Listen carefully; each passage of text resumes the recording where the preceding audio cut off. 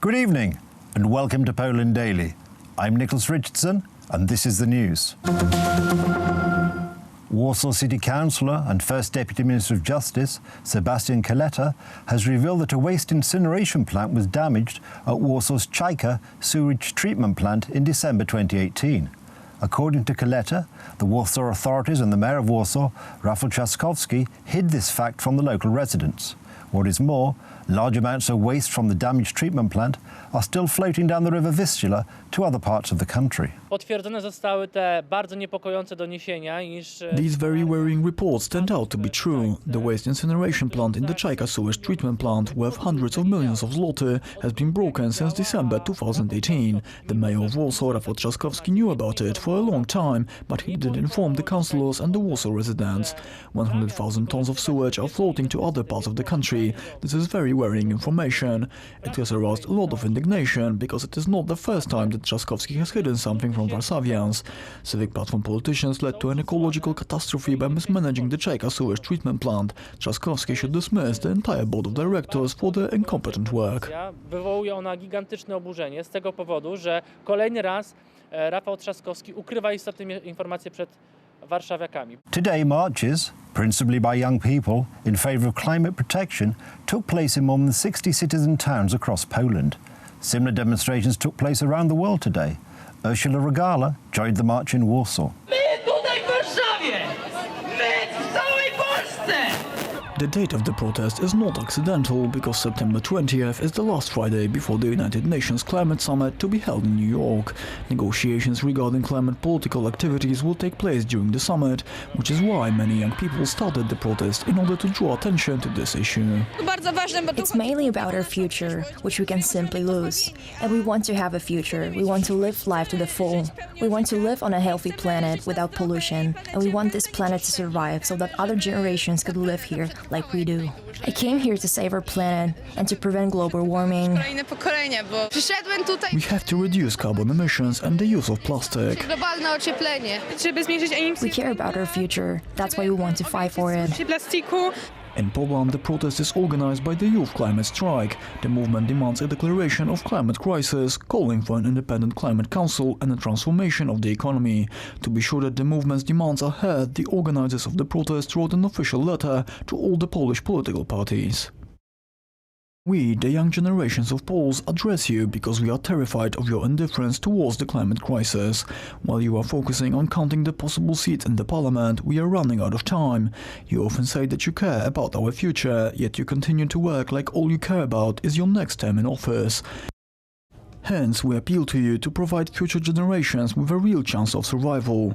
We know that you also feel that you cannot ignore us any longer. It does not matter which side you are on, the lives of future generations have no political allegiance. People gathered in protest also in Asia, Africa and all over Europe. The biggest demonstration took place in New York. The holding in Russia by the Russian authorities of the wreckage of the Polish presidential plane, which crashed near Smolensk in April 2010, killing all on board, including the then-President Lech Kaczynski, has neither legal basis nor rational justification, according to Poland's Foreign Minister Jacek Czaputowicz, who was presenting Poland's position from the report on the implementation of the resolution of the Parliamentary Assembly of the Council of Europe of exactly a year ago.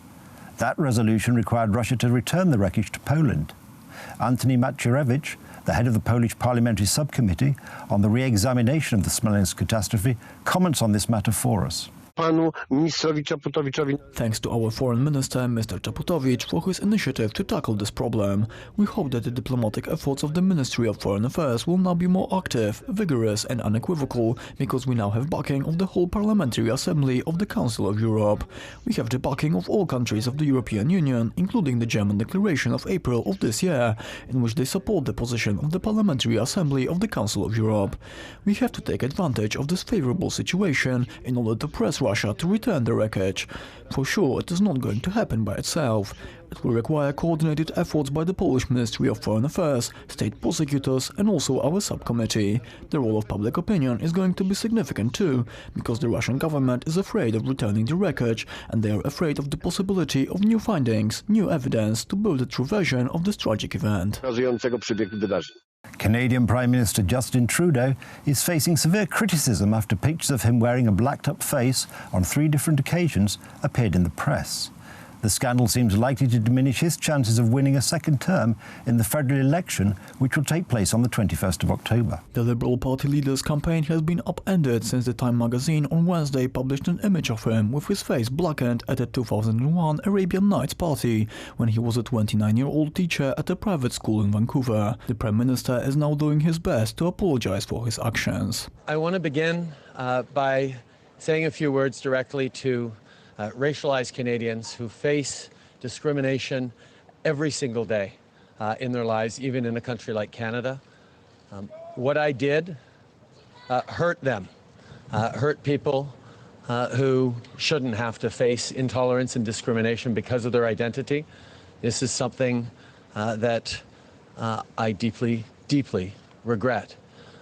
Darkening your face, regardless of the context or the circumstances, is always unacceptable because of the racist history of blackface.